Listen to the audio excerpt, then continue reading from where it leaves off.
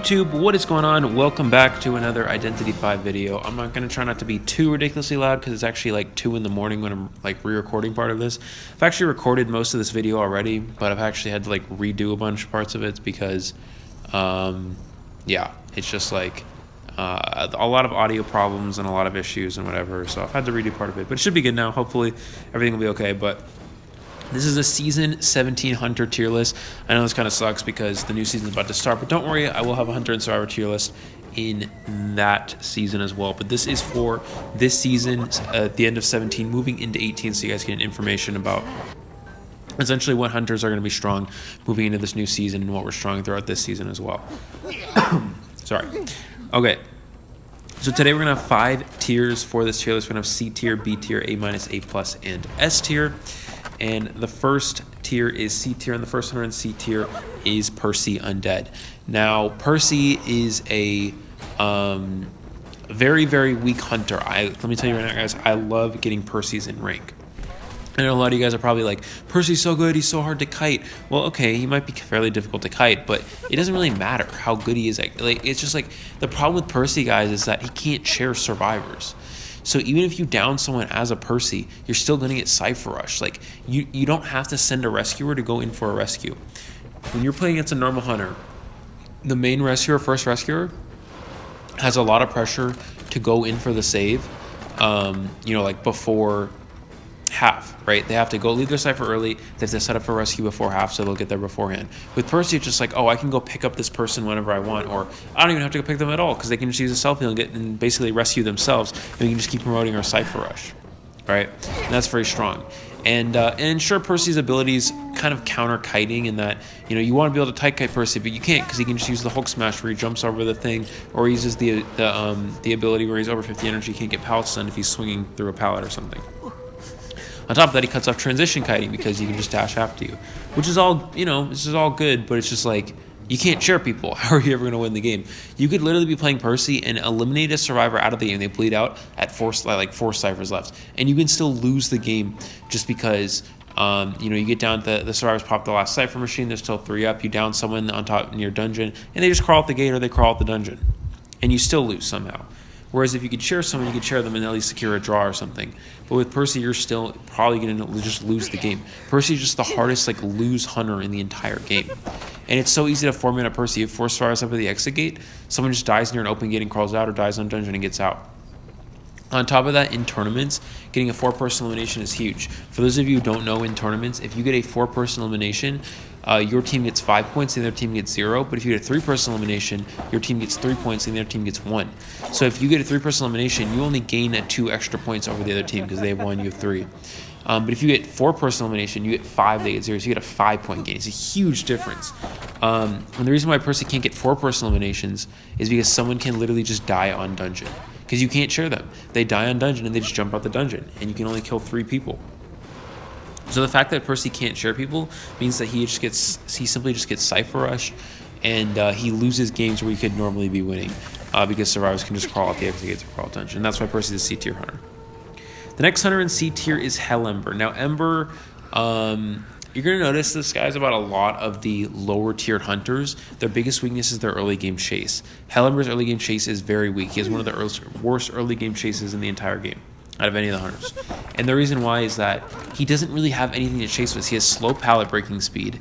A lot of Embers usually bring Hunt, Insolence, and Blink. They literally have 3 excess abilities to help him chase.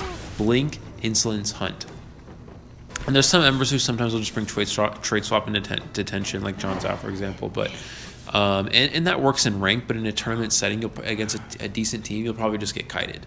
It doesn't matter how good you are with Ember, you're still going to get kited in the early game. So without presence, Ember just simply gets kited. Now, once you unlock those flames, which you get those through getting stunned, or you just build them up over time, you can sort of trap in survivors. But if you're playing against a survivor that has any transition kiting abilities whatsoever, or even knows how to transition kite properly, they can just transition kite away and avoid getting trapped. So Ember relies on, once your blink is up, you can blink someone with Insolence, then you have your puppet, and then maybe you can use your puppet to try to trap someone in or something or whatever. But it's just like, a lot of the time as a hunter that carries blink, you want to use your blink to get the second hit. You want to have already gotten the first hit and then blink them for the second hit. But with Ember, it's just like, okay, I'm going to blink them for the first hit because I got kited for the first 60 seconds until blinks up. And then I'm going to try to use my puppet with insolence to maybe get another hit. And that's just like really bad. And a good team will always 3-cypher kite plus rotation Ember every single time. Now, Ember does make up for a little bit with his later game and his camping abilities. His camp is pretty good because he can spawn a phantom when someone goes in for the rescue, and you can basically have like 2 hunters camping the chair at one time. It's like a 2v8 double camping, which a lot of you guys don't like, but hunters do it, so I don't know. But that's basically what they can do is they can spawn a phantom, and then have their main body, and then they can double hit a mercenary, or they can potentially stuff a rescuer that way. Now, another thing is Ember's Cypher Control isn't too bad once you actually have it down on a survivor, because you can put a puppet on the chair and then walk away from the chair and go pressure the closest, like someone, the closest survivor, and then you see the puppet highlights when survivor gets too close, so you know they're going for the rescue. You teleport back to your puppet, and then you camp from there, which is pretty good. Also, late game, when he has his full presence unlocked, he has 2 puppets, which he can throw around the map. He can use this to get around the map easily and have good cypher control that way. And you can do some fun tricks with the red puppet. You can do a red puppet trick. For those of you who don't know, if you throw a puppet over someone and switch places with it, you can swing mid-air, like mid-teleport to the red puppet. It only works with the red one, not the white one, or the yellow one. But, and you can get a no attack recovery hit, which is pretty fun. But there's some fun tricks you can do with Ember. But for the most part, he's just C tier because he gets kited so hard in the early game. And it's very hard to actually get someone down in a reasonable amount of time to actually get a win with Ember. And yeah, that's why he's a C tier hunter. The next hunter in C tier is Clown. Now, the biggest issue with Clown is that he takes so long to set up his actual abilities. The thing with Clown is you want to put on a bunch of you want to put an infinite dash propeller as well as a wildlings for increased speed. And if there's a mercenary on the team you want to slow drill, or if there's any rescuer that you want to just kind of hit and make them heal slower, then you want to put on a slow drill as well, a modified drill. So all the parts for Clown's dash, they all spawn around cipher machines. So Clown spawns into the game, he has to walk all the way to the closest cipher machine, find all 3 parts, pick them all 3 up, then put them all on, and then he can finally start dashing towards the survivor. At that point, why wouldn't he just play Breaking Wheel? Wheel can instantly just go into a wheel form and then dash the same speed as Clown, and even faster once he has his speed boosts unlock. When you press the button to speed up the wheel. With Clown, it's just okay, you can dash around. If you find survivors in an area with a window or a pallet, you can't do anything. Wheel can deal with pallets. It's a harder time with windows, but he can deal with pallets. Clown can't deal with pallets or windows. So if you find someone like a shack on Lakeside or mini boat on Lakeside or any shack pallet area anywhere, or ruins on Sacred or Birdcage pallet or whatever, you literally have to leave. There's just so many Arms Factory. There's at least so many areas where you just have to leave survivors because you physically cannot catch them as Clown. And when Breaking Wheel came out, everyone was just this is just a way better Clown, so everyone stopped playing. Anyone who even thought about playing Clown back then, he was already bad back then, but anyone thought about playing Clown just switched over to Breaking Wheel because he's just so much better. Now, there are some very good Clowns. I think Ghost Queen was one of the top Clowns in NAU for a while. They were very good, but Clown just kind of fell off the table because it's okay, once I actually put on my parts, find a survivor in an area where I can actually chase them without there being a pallet or a window blocking me off. Then I finally get hit on them, and then I can blink them for the second hit. Okay, fine, I finally got it down. But then Clown, it comes down to his camping, which is very luck-based. A lot of Clowns will try to go for Terror Shocks with the dash, and that's just extremely luck-based. And luck-based hunters, you guys are going to find out, are not very good in high-level gameplay. Now, sometimes with Clown, if you cut off the rescuer from a distance, you can hit them with attack recovery and then dash them before they can reach the chair. And you can stuff a rescue that way, but that's assuming you actually cut off the rescuer. And there's just better hunters if you're trying to go for that strategy. So Clown is not really one of the good ones for that. On top of that, Clown's dash without full presence is really slow. It's easy to kite it out. It's easy to throw a pallet down, force the Clown to dash into a pallet. Once he has full presence, he's very hard to kite because his dash is super fast. But until then, he's just very, very easy to kite for survivors. So what a lot of Clowns will do is they'll usually a lot of them will bring impact and also modified drill. They'll put on the modified drill, and then they'll also bring trait swaps. You start with blink, and then you go left to right. You have insolence. You have to bring insolence on Clown, and then you have trait swaps. So then once you eliminate a survivor, you find the next one, you down them, you put a peeper on them. So then you have the modified drill plus impact plus peeper. The survivor heals ridiculously slow. And you can just leave them slugged and then go pressure the last cipher machines. But the difference, again, between Clown and Breaking Wheel is you actually have to put on an infinite propeller before you can slug a survivor and then dash after somebody else. And you have to actually have the propeller one, if you don't have it, you got to go find it at the closest cipher, which could be far away. And then two, you actually put it on. You got to put it on Wild Wings as well, so you get, you know, the increased dash speed, so you're not too slow. And then it's just like, it takes so much time. Breaking Wheel can instantly just jump into the wheel and get around the map, whereas Clown cannot. So Clown is just a way, way watered down, weaker version of Breaking Wheels. And that is why Clown is C tier. It takes too long to get set up, takes too long to down survivors, and can't get kited if he doesn't have full presence, and is also very luck based. And that is why he's a C tier hunter. The next hunter in C tier is Ripper. Now, some of you may disagree with me on this, but I promise you guys, Ripper is not a very good hunter. He's very fragile, and his chasing is not very good early game. And the reason why is if you miss a Foggy Blade with Ripper, you're going to get kited guaranteed for the next 20 seconds by any decent survivor. If you miss the next Foggy, you're going to get kited another 20 seconds. If you miss one Foggy, you're probably just going to draw the match. If you miss a Foggy, you're probably going to draw the match. If you miss two Foggies or three, you're probably going to lose the match. I mean, it's just, Ripper is just that bad. Again, relies heavily on hitting those early Foggies. If you don't hit those early Foggies, you're getting kited.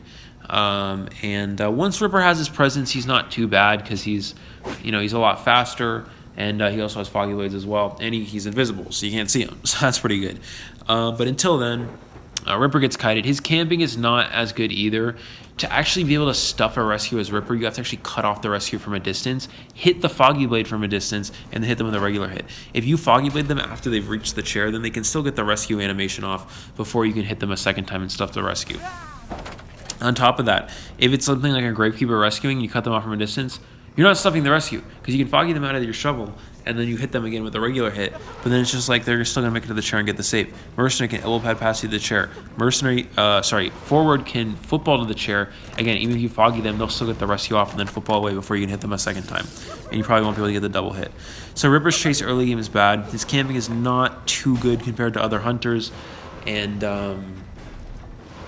overall, he's just very weak. He doesn't really have any cipher pressure either. A lot of Rippers will bring peepers, and once you have your invisibility with Ripper, you're really, really fast. So you can like walk up to a cipher, drop a peeper, and then head back to chair before the rescuer gets there. And you can control ciphers that way. But besides that, Ripper doesn't really have any like mobility besides his invisibility speed boost. Again, his chase early game is not too good compared to other hunters, and that is why Ripper is a C tier hunter. Okay, the next hunter in C tier and the last hunter in C tier is Lizard, Evil Reptilian. And guys, again, this is coming right back up. Lizard is C tier because his early game chase is really bad. He gets kited hard in the early games. And the reason why is he doesn't have any chasing abilities. His only ability is his jump, which he only has 2 jumps in the early game. He has to have full presence for it to be 3. So you only have 2 jumps. You can cut off transition kiting by using these jumps, but that's about it. That's about it because what will happen a lot of times is survivors will just loop you. You'll just get tight kited so hard. And survivors can easily just camp pallets as well.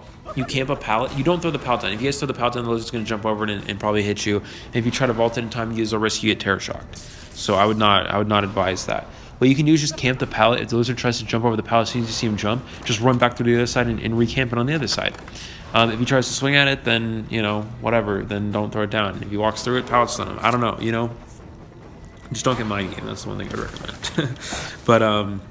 But yeah, Lizard's hitbox is not too good, so it's pretty hard to get mind game at camping a pallet. That doesn't really matter actually. It's more about tie kiting actually. Lizard's hitbox is not good, so it's hard to get a survivor when they're tie kiting you. So as long as Lizard doesn't have presence, he just gets kited super hard in the early game.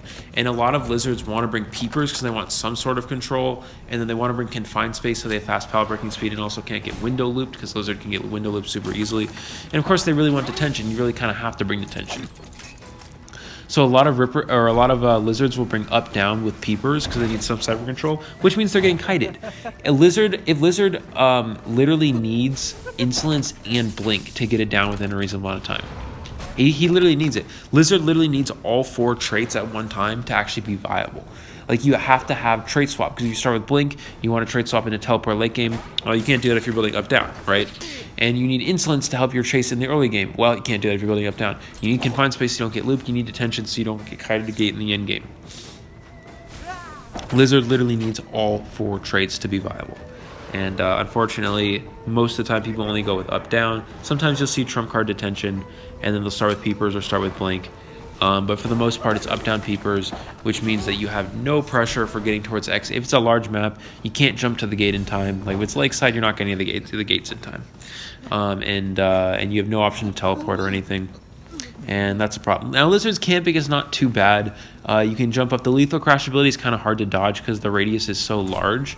However, if you see the lizard go up for a jump, you can actually just farm the survivor. You can just like save super quickly. They lethal crash down, body slam down, whatever you want to call it.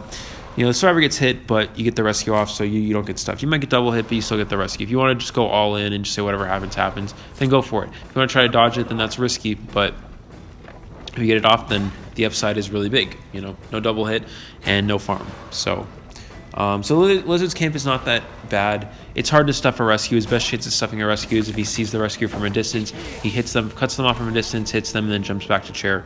Maybe you can double hit a mercenary, stuff a rescue that way. But again, it's kind of unlikely. So you have to with Lizard, you got to get kind of lucky with some of those. His camping is pretty strong, but that's about it. His chase is not very good. Even with presence, his chase is not too good. It's fairly easy to dodge the crash when kiting. Just tight kite. I mean, it's pretty easy. Yeah. So that's why Lizard is a C-tier hunter. Best hunter in C-tier, but still C-tier nonetheless.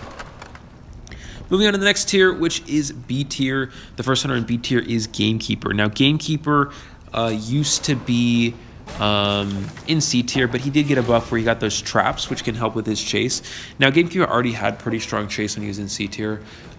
His hitbox with his hook is very, very wide, so you can hook survivors from like really far distance and stuff, which is pretty cool. And also like somehow get them even if the hook's nowhere near them, it'll still like turn at like a 45-degree angle and still get them somehow. So they added to his early game chase with those traps. Which he can use to put down to cut off like kiting routes and whatever, which is not too bad, but it's not like great. So that's all right for Gamekeeper. The biggest problem with Gamekeeper is he has 0 cypher control and 0 map pressure whatsoever. So he gets cypher rushed so hard, ridiculously hard. Gamekeeper can get it down. Gamekeeper can get it down within a reasonable amount of time, although he will usually get rotated. But he can get it down within a reasonable amount of time.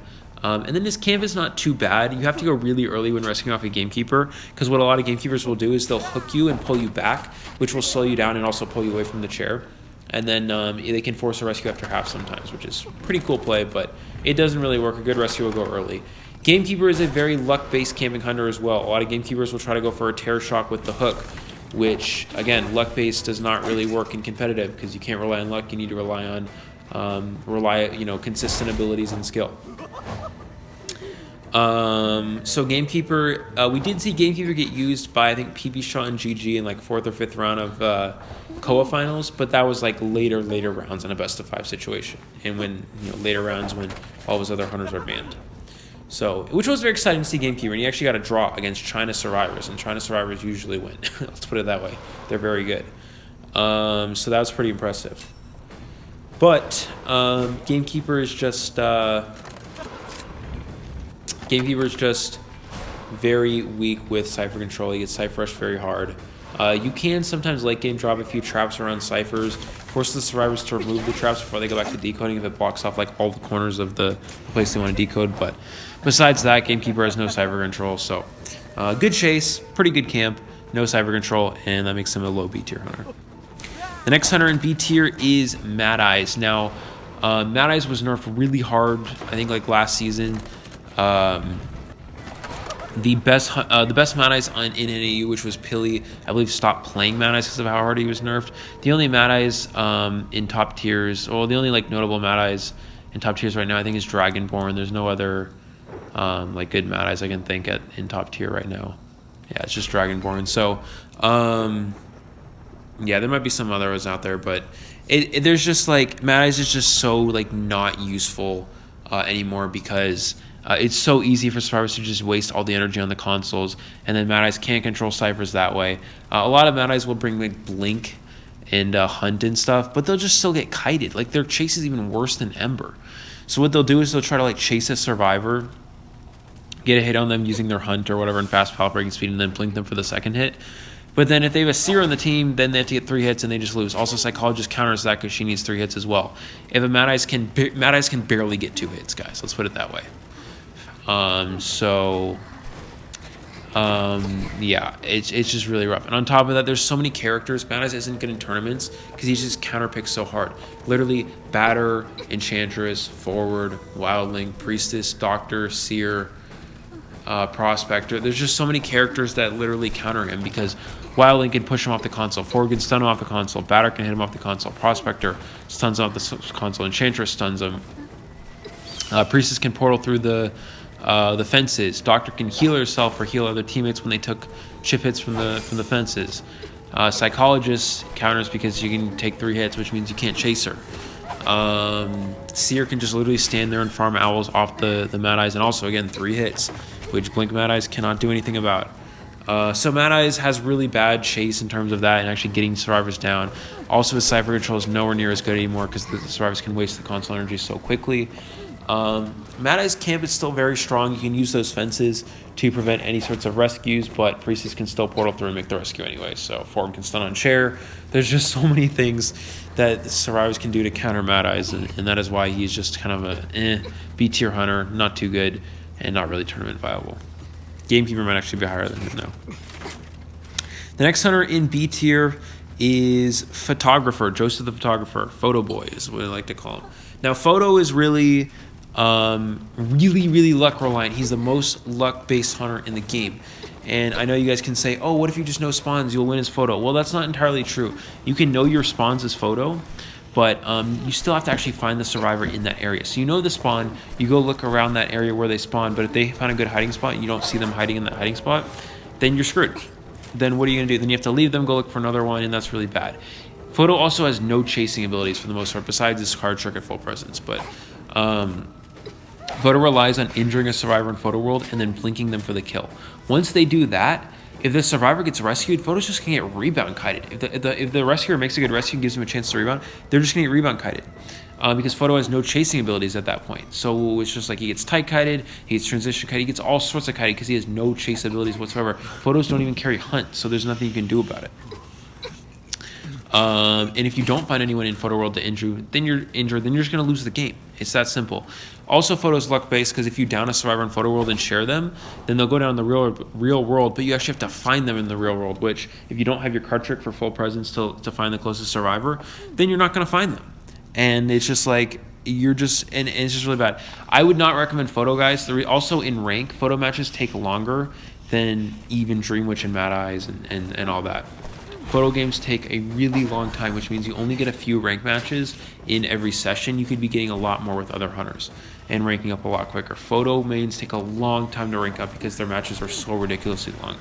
Every time that Photo World ends, the Cypher progress gets decreased, and Photo has pretty good Cypher control that way, but that's about it. I mean, no camping abilities, no chasing abilities.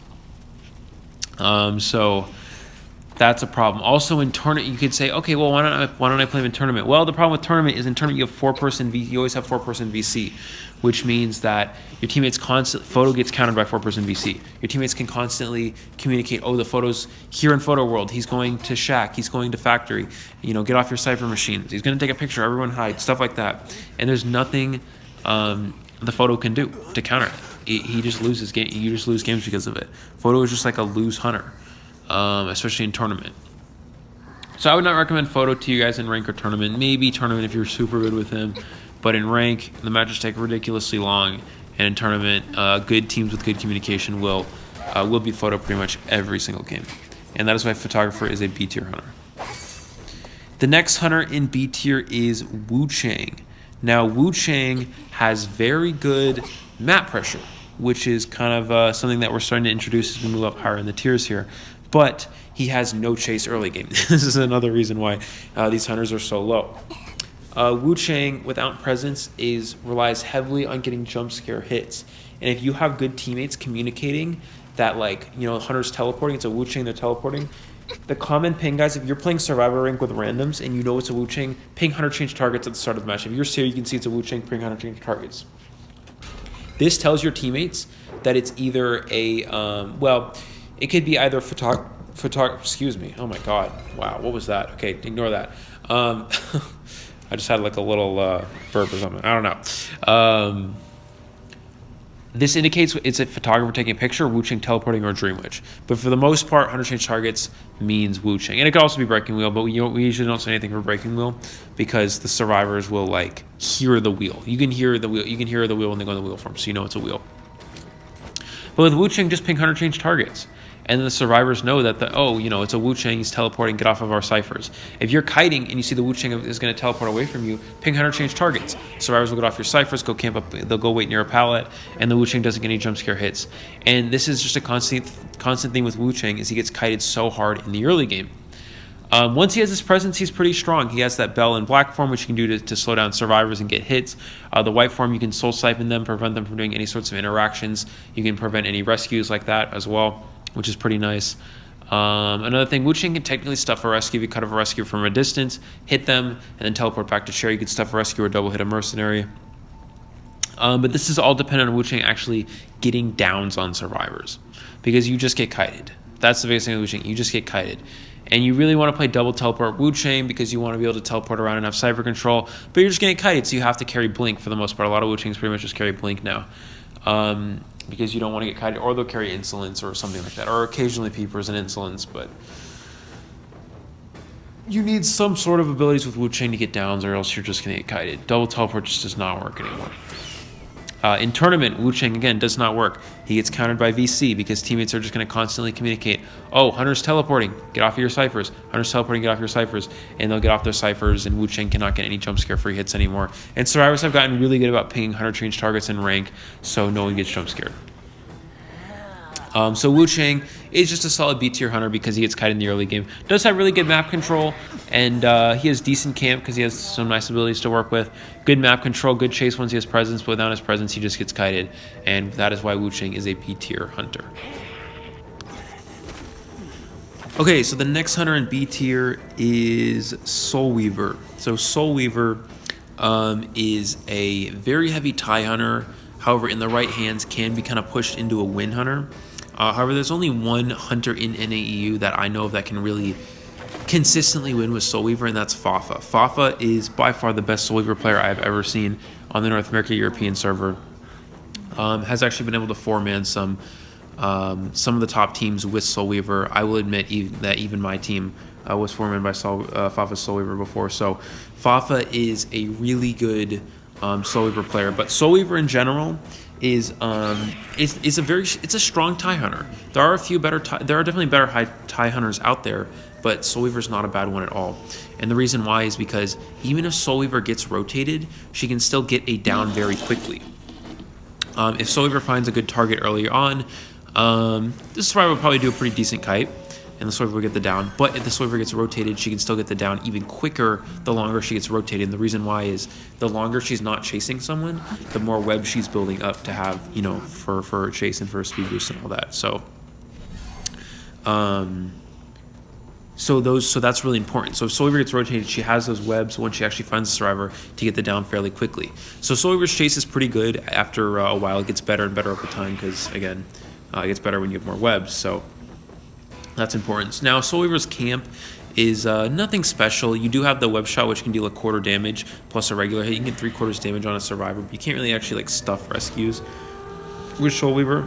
The only instance which you can really stuff rescue is when you're playing Soul Weaver and you're 1/4 damage away from full presence. You can shoot someone with the web shot. Puts you at full presence. It resets your web shot. You can shoot them a second time, and then you can hit them down for the stuff. But that's assuming you actually hit both web shots, and the survivors can dodge them. They do get slowed down from each web shot, though, so it makes it harder for them to dodge. But, it's they can dodge the web shots, so that's something to keep in mind. Also, you can technically cut off the rescuer from a distance, and then maybe teleport back to chair or whatever. But Soul Weaver does have increased attack recovery when running through the webs, so you can use that to your advantage and then maybe teleport back to chair or catch up with the survivor or something. But for the most part, Soul Weaver's camp is just sort of normal. One cool trick you can do with Soul Weaver is that you have that cocoon as an option. You can use 60 of your webs to create the cocoon. And what a lot of survivors will do is when they get rescued with Tide Turner, they'll go run and die in a corner, right? And they'll go down in the corner. And what Soul Weaver will do is they'll cocoon them in the corner instead of taking it back to a rocket chair. What that does is it makes it so it's pretty much impossible for the survivors to go for a rescue because you're dying all the way in a corner, way away from everybody, and they usually can't get there in time to make the save. Or the Soul Weaver can cut them off from a super far distance because, you know, maybe there's only like one real way to actually get to that corner, and the Soul Weaver knows where they're coming from and can cut them off, stuff like that. So that's a fun play you can do with Soul Weaver. But for the most part, Soul Weaver is a solid B tier hunter, a good tie hunter. There are better tie hunters, but solid B tier overall. However, again, in the right hands can be probably A- tier, I would say, in the hands of someone like Fafa. Okay, moving on to the next hunter in B tier and the last hunter in B tier, and that is Geisha. Now, Geisha, this tier list, I'm making this before Geisha's buff. With Geisha's buff, guys, I actually think she'll be in the A- tier range. I think her buff actually helps her quite a bit. But I will talk about that more in detail in the Season 18 hunter tier list when I eventually make that. So don't forget to keep reminding me about that, guys, once we hit Season 18 in a few days. But even with Geisha's buff, guys, I think she'll be A- tier. So if you guys are wondering about that, definitely look into around the A- tier range. Maybe even A+. Maybe. It's a big maybe. But anyways, for now, Geisha is high in B tier. She has good chase. Before, when Geisha didn't have her butterflies, she was so easy to kite. You could just skill check over and over, and the Geishas could do absolutely nothing. She was a terrible character. She was C tier at best. And now with the butterflies, it's very good. And butterflies were added a while ago, but with the butterflies, her chase is pretty good. And the best build for Geisha, if you guys are wondering, is fast pallet breaking speed and detention, and then you bring teleport. So some Geishas like to do some stuff with like trump card and blink. That's not really good. You can at best get draws with that against good teams. If you're gonna ever play Geisha in a tournament or over in China in a super competitive rank system, then you're never gonna be able to win with that build. But it's not a bad build. It's a fun one to try out. I like to play around with it sometimes. Now, Excitement Trump card isn't bad. Excitement Trump card works if you're there to counter like a forward or they have a bunch of harassers on the team. That's fine. But the most common build, again, is fast pallet breaking speed and detention and teleport. And the reason why is when you get your first down with Geisha, you teleport to the closest wiggling cipher, and then you chase whatever survivors on that cipher, get a free hit on them. Then you jump up into the air, throw a butterfly back to chair, and dash back to the chair. And then you go back to camping. So Geisha has really good chase. She has good map pressure because she can jump up, throw butterflies around the map, and get around quickly. And she may not have good camp, but she makes up for it with that map pressure by teleporting to a cipher and then dashing back, sort of like a Wu Chang double teleport almost. Except Geisha actually has better chase than Wu Chang does in the early game. So that's a pretty big deal. Geisha also has the ability where she can jump up in the air and drop down, try to go for a no attack recovery hit, but that's not really as reliable. A lot of survivors can dodge that pretty easily, but it's a nice little bonus to have.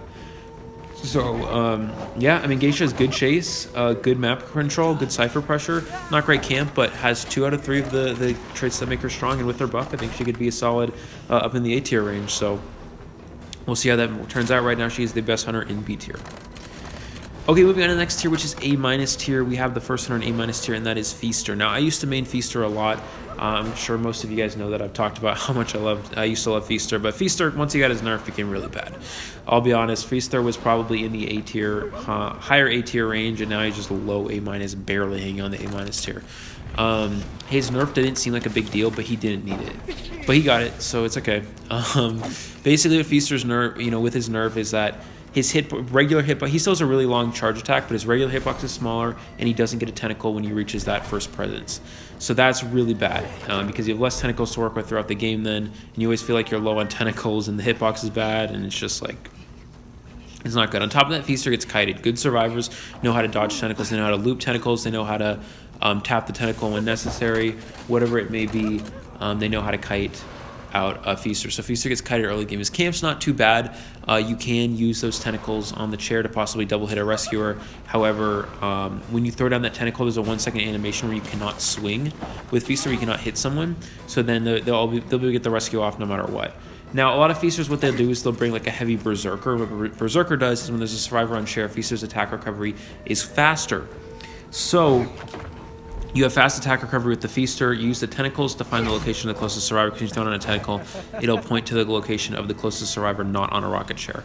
So you use that to find the rescuer. You cut them off from a distance, hit them with attack recovery, and then you have a tentacle waiting on chair, and then you turn around, throw the tentacle down on the rescuer, and you get the stuff. That's pretty much the only making stuff with Feaster. Other than that, Feaster's slow. He gets rotated.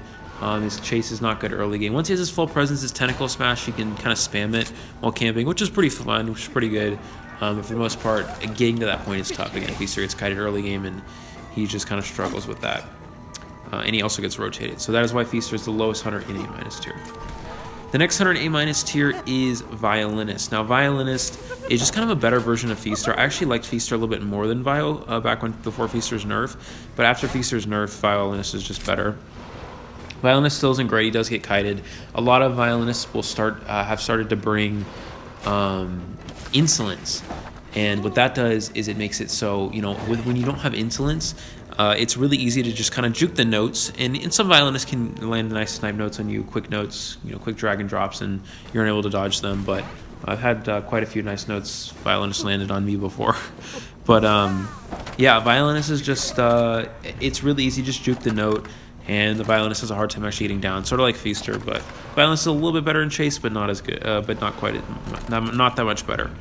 So what a lot of violinists will do is they'll bring insolence and detention and like teleport, and then once you get that first hit, your insolence will hit on as well. You have that first presence, then you can start throwing notes at survivors, which will slow them down and kind of gain you an advantage. It'll slow them down significantly and allows you to get them down a lot quicker. So once you have that down, as for early game chase without the insolence is not too good, but once you have the insolence or once you have your presence, you can do that a lot easier. His camping is alright. If you manage to hit your note, you could potentially stuff a rescue, but if the survivor takes the note, they can get the rescue up before the violinist can swing.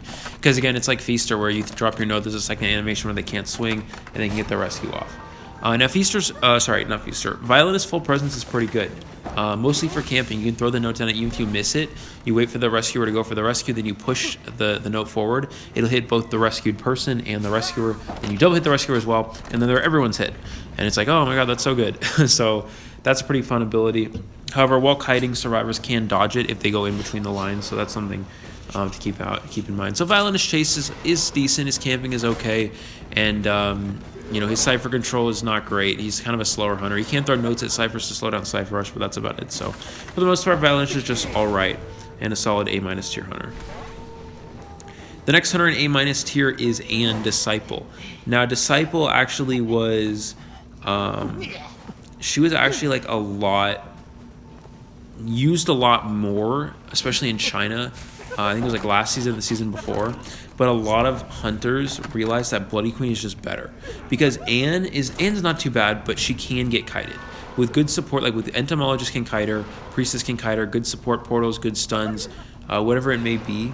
There's characters that help kite out cats. Whereas with Bloody Queen, you can't really kite out a mirror. It really just depends on how well the Bloody Queen does the mirror.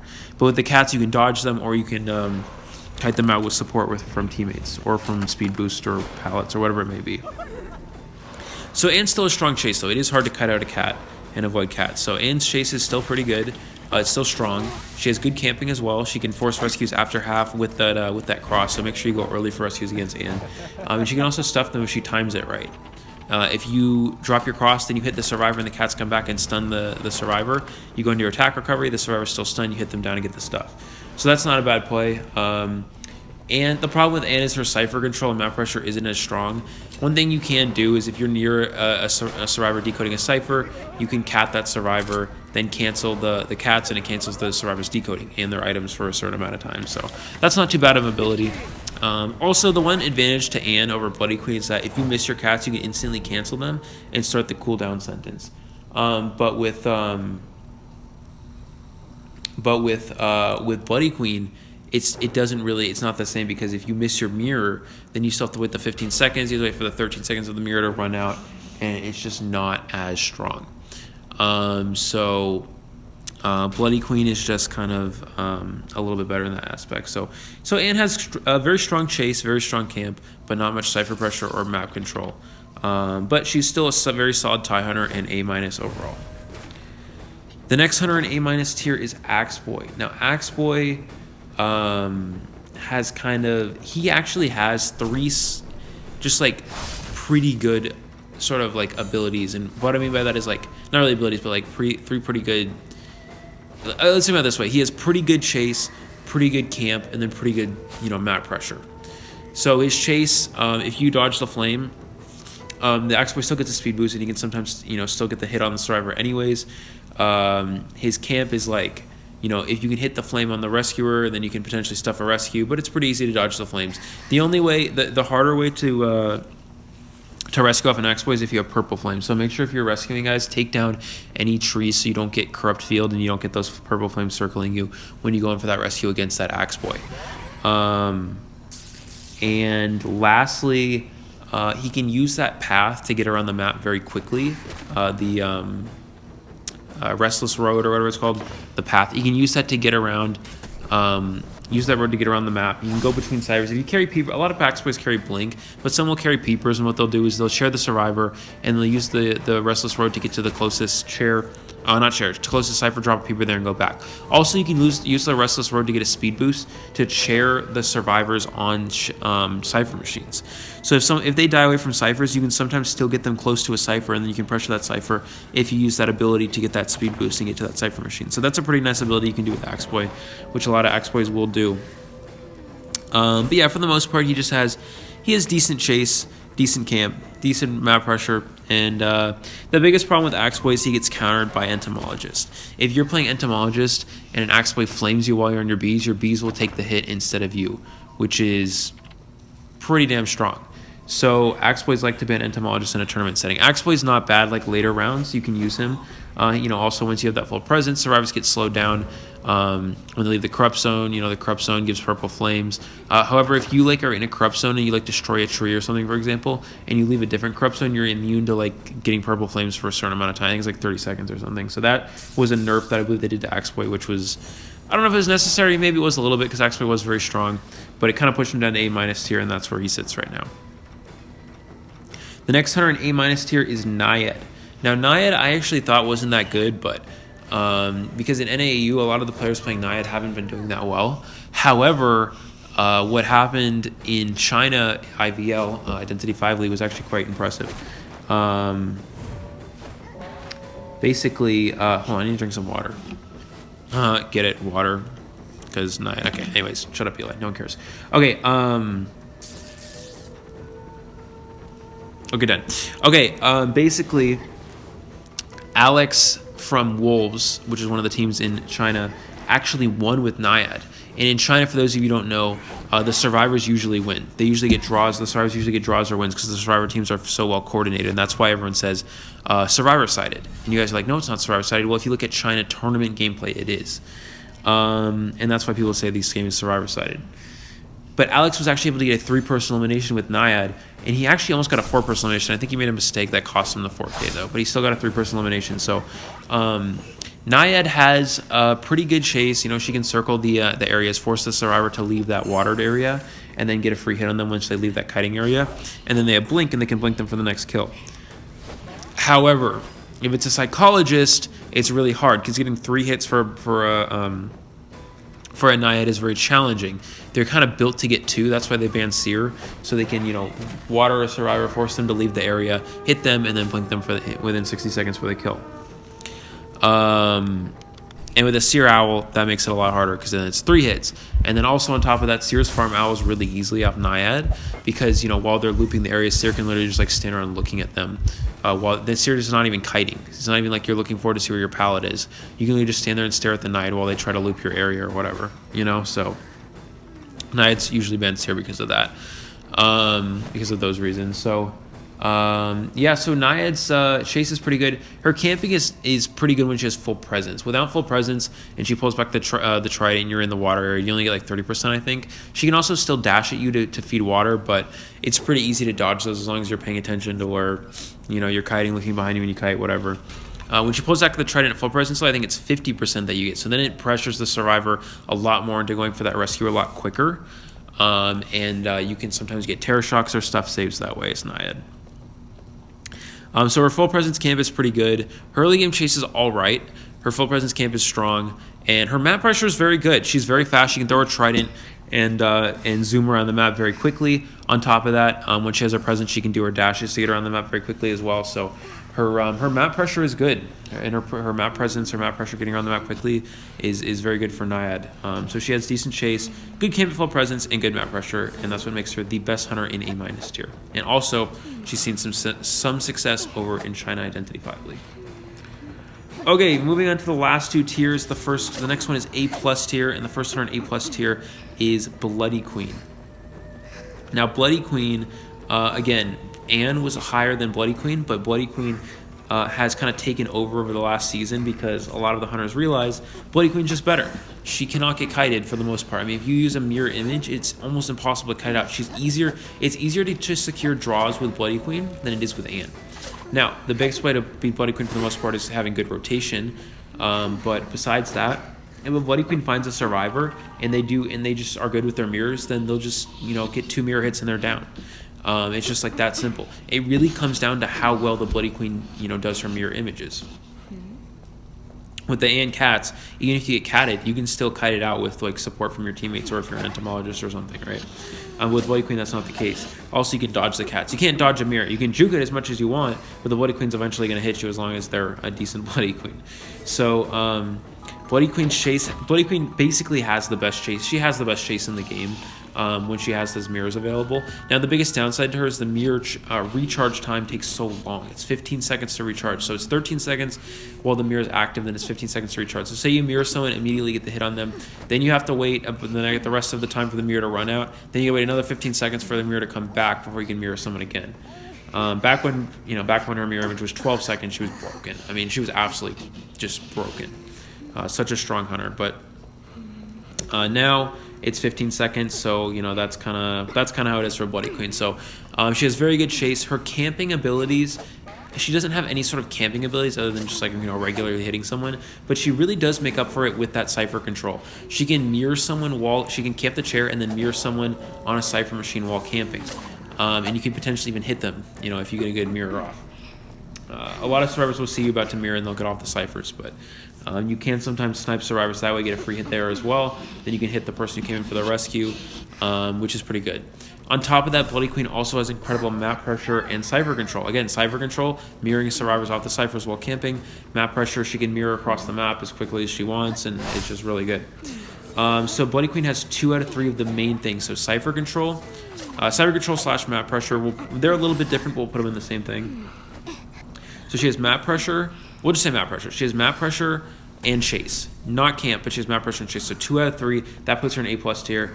And just a very solid tie hunter overall, especially in tournament gameplay. The next hunter in A+ tier and the last hunter in A+ tier is Bon Bon. Now, Bon Bon also has 2 out of 3 of the really good traits. And he has very good camping and very good chase. Not very good cipher control, but very good camp and very good chase.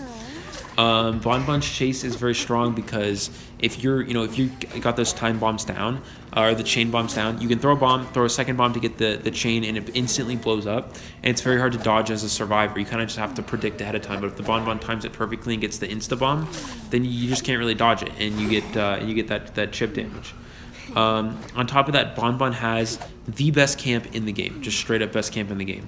The reason why he's such a good tie hunter is because he has good chase, so he can get the first survivor down within a reasonable amount of time. And then in tournament, a lot of survivors will just completely sell and not go for a save against the Bon Bon because they don't want to get stuck, and that's fair. And then at that point, the Bon Bon just needs to kill one more person, secure the draw, and that's it. And that gets you the draw. Now, Bon Bon does get Cypher Rush. He doesn't really have a lot of, cipher control. You can throw bombs at the closest Cypher machine if it's near the chair, but if you get too far away, you allow free rescue, which is not ideal. You can throw your timer control bomb on a Cypher machine that's being worked on, and then it forces that survivor off the Cypher. If they want to go back to decoding it, then you can just blow it up. They take quarter damage for free, and it's just a free quarter damage, which the survivors never want to do. So it forces them to go start a new Cypher machine or wait for the timer bomb to run out, which is like 30-something seconds, and which you don't want to do because then you're just losing decoding time. So so Bon Bon is good chase, the best camp in the game, and not great cipher control, not great map pressure, but he does make up with it with his chase and camping abilities and his ability to be very good at securing draws, especially in a tournament setting. Now, the way that Bon Bons win in rank is that survivors get greedy and push for wins, which is fine. Survivors do want to have a winning mindset in rank, so even if someone gets downed, if someone does a decent kite, they get down, and then someone will go for rescue. A Bon Bon will get a stuff on the rescuer, and then that's how Bon Bons win in rank. If you don't go for save against Bon Bon, you'll probably just be draws anyway. But sometimes you also go in with like a support, say like a forward will stun on chair, or you have a entomologist beast pushing the Bon Bon back to help you support your rescue, or you have a Seer Owl or something, and that can be very useful to help save off Bon Bon. But for the most part, yeah, Bon, very good draw hunter. 2 out of 3 of the traits required to be a very good hunter, and that is why he's the best hunter in A+ tier. Okay, moving on to the last tier, which is S tier. We've already been here for so long. I'm so sorry, guys, but yeah, we've been here for a while. But the first hunter in S tier is actually Breaking Wheel, and I think I actually want to, with Psychologist coming out, I think Breaking Wheel's can move up to the 2nd best, and Dreamwitch will probably be the 3rd best in S tier. But for now, we'll just leave it at this. But keep in mind, guys, Breaking Wheel's probably a little bit better than Dreamwitch now. But right now, Breaking Wheel, Breaking Wheel is very, very strong. When Feaster got his nerf, I switched over to playing Breaking Wheel, and I love Breaking Wheel. He is very, very good. And the reason why is that he doesn't get rotated. If you're good with him, he doesn't get kited that hard. And he has pretty good camping and incredible map pressure. So with Breaking Wheel, he just takes a lot of control. You have to have a lot of skills with the controls. Once you get the controls down, then it's fine. So with Breaking Wheel, it's all about, you get in your wheel form, you go to where the closest survivor spawns, and then you try to roll over them. If you roll over them twice, get 2 spikes on them, and you can trap them or blink them for the kill instantly. And that's how that works. And that's good against Psychologist because she can't get her heal off. Whereas with Dreamwitch, she does really bad. So you can do that. You can also go roll over Survivor once, get 1 spike on them, and then get out of your wheel form, try to trap them, get a hit on them, and then with your Insolence, which you would carry on Breaking Wheel, everyone should be carrying Insolence on Breaking Wheel, you then gets you to your first presence. So you have your extended spike and snap. And the Survivor would have a quarter HP left because they quarter health HP. What is this like? I don't even know what I'm talking about. Health points? Is it like a Pokemon reference or something? I don't even know. Anyways, they would have a quarter health left. So then you can get that. You can roll over them with the extended spikes, then snap them for the kill, and get them down that way. And on top of that, Breaking Wheel, again, very good map pressure. What a lot of Breaking Wheels will do is once they have 1 survivor eliminated, they'll go up to a survivor, down them, and then drop a peeper on them. They also carry Impact and then force them to waste their self-heal. And since you're carrying Insolence, if they waste their self-heal, then they can only heal to 60% next time they try to heal up, instead of the 90%, which is normally what it is when you waste your self-heal. Because that's what happens when you build to the left side of the Persona web. You get a trait that... there's a trait on the left side that makes it so the survivors can only heal to 60%, which is very strong. So then if a survivor tries to go pick them up with the last 40%, you have a peeper on, you see someone's healing on the peeper, plus your impact and peeper slowing down all the healing. You zoom back to the survivor and you can get to them before they get the heal off, and you can down the new survivor that's trying to heal them. On top of that, his full presence is he gets out of wheel form, he delivers an extra spike to any survivors within a certain radius. So, someone's going in for a rescue, you roll over them once, get out, full presence them, and you can stuff a rescue that way.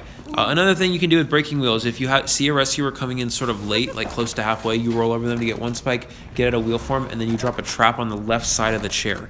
What that does is when a survivor tries to rescue that person, they'll get stuck in the trap, and you can force the rescue after half with that, which is pretty cool.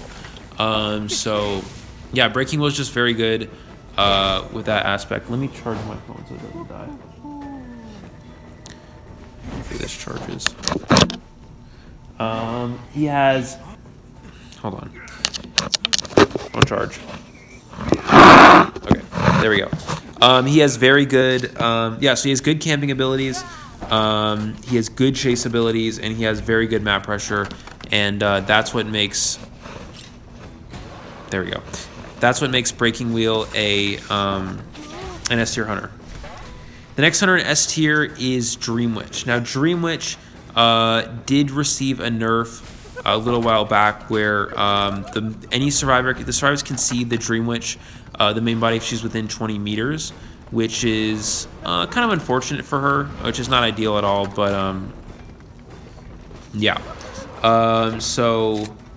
It's harder to get jump scares with Dreamwitch. You're not really able to do that much anymore. But what you can do with Dreamwitch is you can still get the traps off of the survivors if you bring they don't know where the spawn is. They know the main body's there, but you don't know where the spawn's coming from. So you can still get the trap, and you can drop a leech on one side of a pallet, have the spawn come around the other side, and you can trap them in that way.